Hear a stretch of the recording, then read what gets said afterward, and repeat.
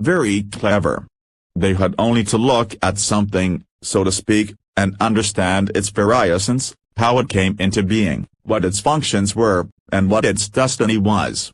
As they become more embedded, of course, they lost this power. But noticing this, they began to compensate with material devices. There were those who perceived that their effects were disruptive to the planet and who believed this was a violation of divine nature. This stream of consciousness is partly what Case called the children of one. Those Atlanteans who pooh-poohed the notion that there was any divinity in nature beyond their own existence can be summarized with the label children of Belial.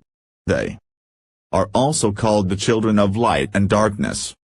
To be fair, or at least a little compassionate, the motivations of the Darkbound were to survive as physiological creatures. They did not use the concept of colonization, because they had no homeland consciousness from which to derive the idea. But in effect they had established a colony, and they wanted it to survive.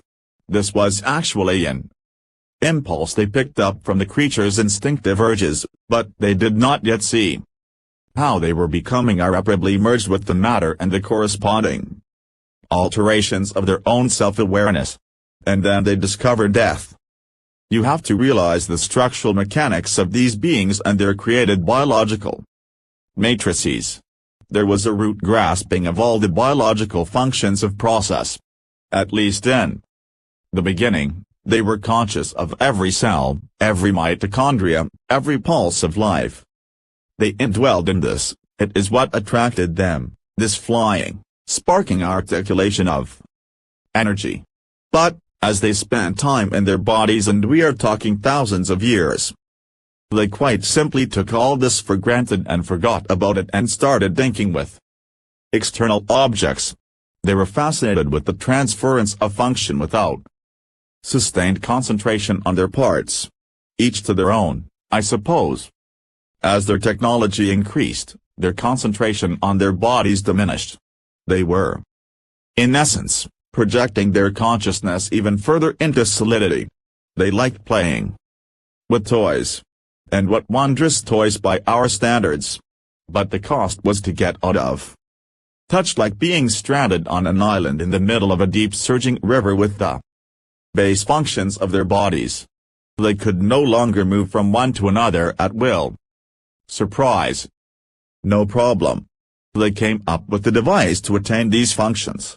This technology in all its permutations is what will be recovered from the repositories now being uncovered, such as the Chamber of Records in Egypt.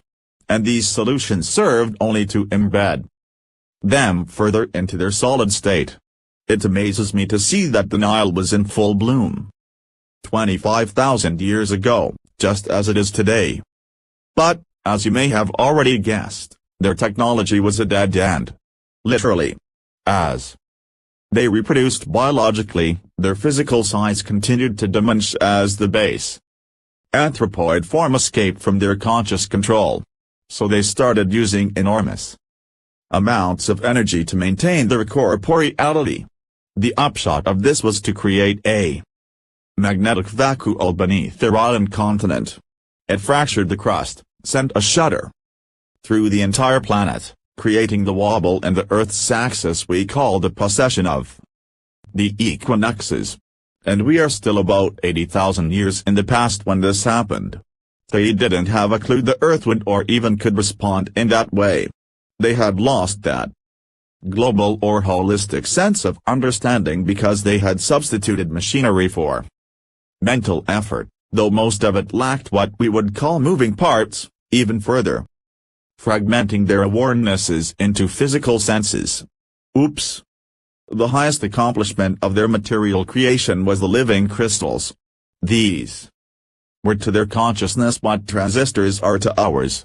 And it is in the last 20,000 years of Atlantis that these technologies came into full blossom, which is still 32,500 years BCE. Case has done a beautiful job of rendering what it was like as the people came to understand their dilemma.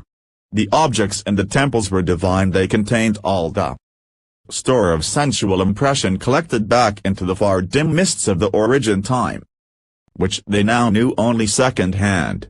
But that divinity was now outside of themselves, so they now thought, and that's what we inherited as collective archetypal consciousness when we, their slaves, were finally freed. But that's another story.